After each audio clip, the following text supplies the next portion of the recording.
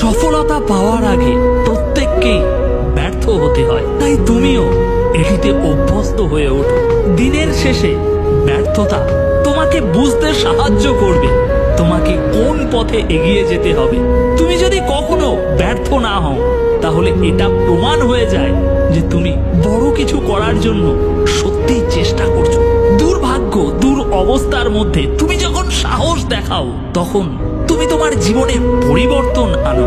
এই উত্তেজনামূলক মোটিভেশন স্পিচগুলো তোমাকে কখনোই কোনোদিন সেটেল হতে দেবে না অ্যাভারেজ হওয়ার জন্য। তোমার ভিতরে সাহস যোগাবে হাজারো প্রতিকূলতার মধ্যে লড়াই করে বিজয়ী হওয়ার জন্য। আমরা এমন মানুষদের দ্বারা সবচেয়ে বেশি অনুপ্রাণিত হই যারা অনেক বড় বড় সমস্যার সম্মুখীন হয়েছে কিন্তু কখনো হাল ছাড়েনি। ভাগ্য এটা একটা ম্যাজিক্যাল শব্দ, কিন্তু জীবনের মানে অভিজ্ঞতা। কখনো কখনো মানসিক চাপ থেকে মুক্তি পাওয়ার একমাত্র রাস্তা খোলা থাকে সেই জিনিসটার ভিতর দিয়েই যাওয়া। কখনো কখনো জীবনের চ্যালেঞ্জগুলোকে কাটিয়ে ওঠার একমাত্র উপায় বেঁচে থাকে লড়াইয়ের মুখোমুখি হওয়া।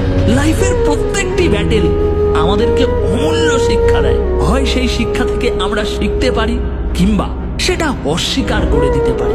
From a evolutionary perspective, the human mind's primary goal তোমাকে সুরক্ষিত রাখা, নিরাপদ রাখা।